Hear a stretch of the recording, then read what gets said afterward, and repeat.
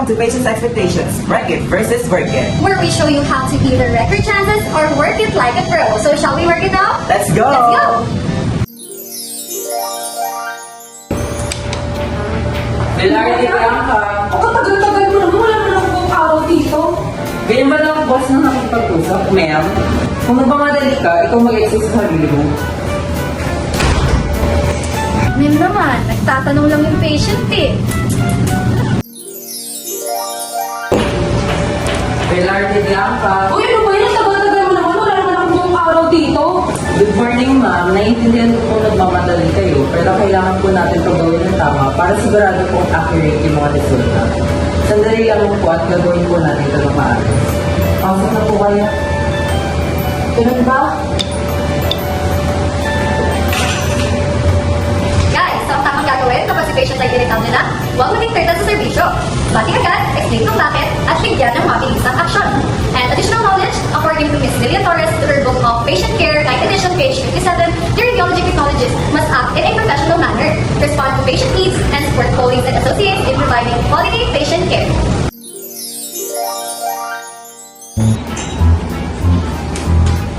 Ano? Dali mo na dyan, tagal mo ah. Wait, excuse me, pwede ba kayo tissue? May natapon kasi sa pants ko. Ano sinili mo sa akin? Alalay mo? Ay, wait, sorry, hindi ba ito yung janitor? Malamang hindi, te. Pakidalihan mo na dyan, wala akong oras.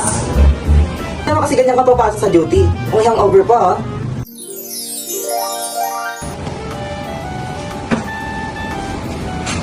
Good morning, ma'am. I am Miss Ilagan. I'm the resident traffic for today. I'm going to assist you, and I'll make sure to make you comfortable. Thank you, ma'am, and you're really good professional. So now, let's go to the X-ray. Thank you.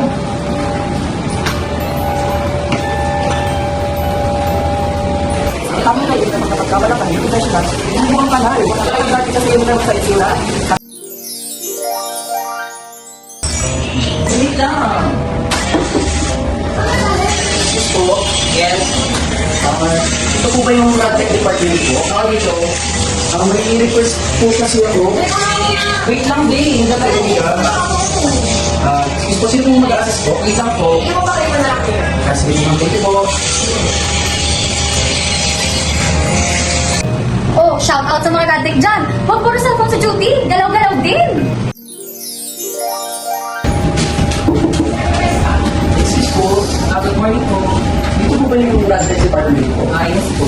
Nabigyan po kasi ako ng appointment and request po para po kay Tech Marsigan po. Sige, upo na lang po kayo sa Sige po. Wait nyo na lang po. Pero kung kayo ako. Salamat po. So guys, according to Ms. Lilian Torres, Book of Patient Care 9th edition, page 57, the radiographer must be able to convey messages in an organized and logical manner.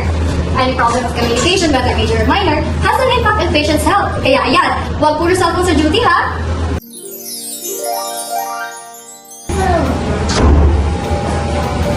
Excuse me po, ma'am. Ano po ba ang ibig sabihin nito? Hala, ma'am. Parang may cardiomegaly ka. O ano po yun? Ayan, oo, namamaga yung puso mo. So, Alam mo, ma'am, baka mamamatay ka na. Okay lang yan, ma'am. Pasok na po ako, ah. ano po ba yun? Based na radiologist ka naman bigla. Very wrong yan ha. Excuse me po, ma'am. Paano po pala ito ba sa akin? Alam mo, I'm sorry po. Radtech po ako, hindi po ako licensed radiologist. Punta na lang po kayo sa licensed radiologist para mabigyan po ng reading yung chest x-ray nyo. Thank you po.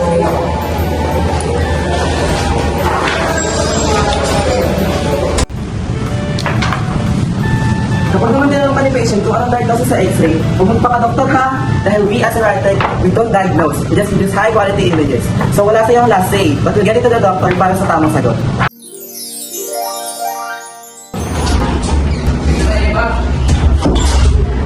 Porque contigo yung eskuhi? Ahora may oras sa tasubi? Ano yung sinasabi niyo? Simple lang yung copy di. Napastos niya na ako yan eh. Init naman agad ng ulo ni Ma'am Radtech. Mali mo naman, nagtatanong lang kung saan yung CR, di ba? Ikaw naman.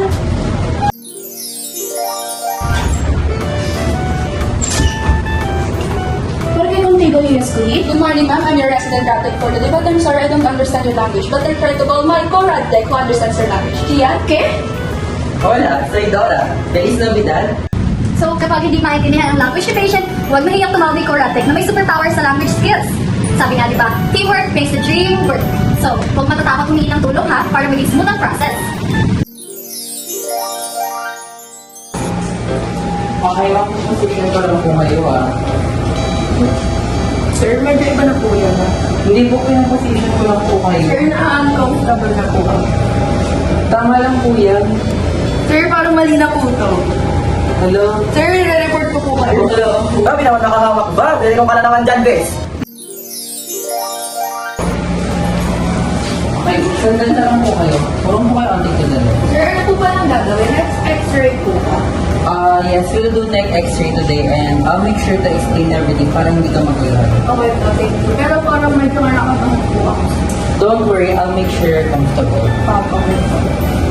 Basta hawak, I can read sa kanyang patient care book 9th edition, page 59, and we don't must be aware of those job differences. Some people are very protective of their space close to their bodies and might be offended if a person with whom they are not very friendly turns invades their personal space. They always ask for consent, ha? Right, that's a wrap up on patient expectations, right here versus work. So guys, remember, keep it cool, keep it professional, and always work it right. Hope you learned something and enjoy our video.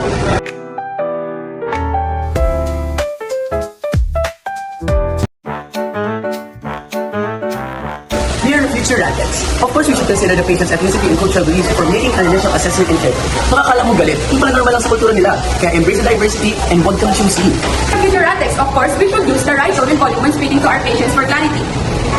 Ano po yun? Huwag masyadong mahina, hindi naman ASMR session ko, di ba? Speak clearly, let our words feel true. We are future ethics. Of course, we should provide clear and organized instructions to patients for a smooth procedure. Huwag iwan ang pasyente sa dilim, magbigay ng gabay. We are future ethics. Of course, we should communicate clearly and therapeutically with our patient to make them feel comfortable. Hindi yung English ka dyan na parang nagde-debate. Baka biglang mapalusig sa patient, ha? For future rackets, of course we should document all reports accurately. Pag walang ebidensya, parang chismis lang yan. Kaya dapat may pruweba para walang lusot. Dear future rackets, of course we should focus on patient's concern and set aside personal matters during imaging. X-ray muna. Bago yung X, kahit broken heart ka pa, trabaho na. We're going to Can you say this?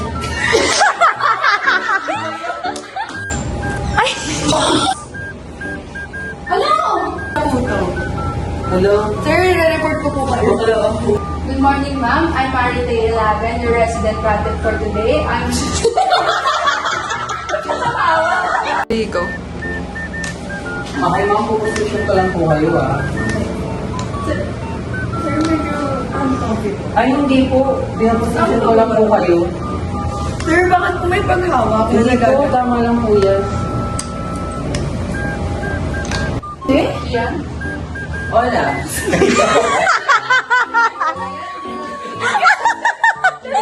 Okay na yun. Go. Ay,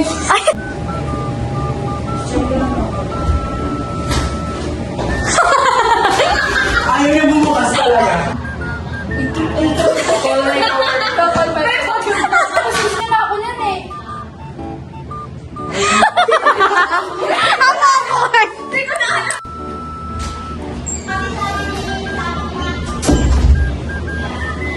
Parang kay Kunti. Okay, ma'am, position ko lang po kayo Sir, medyo uncomfortable. tingnan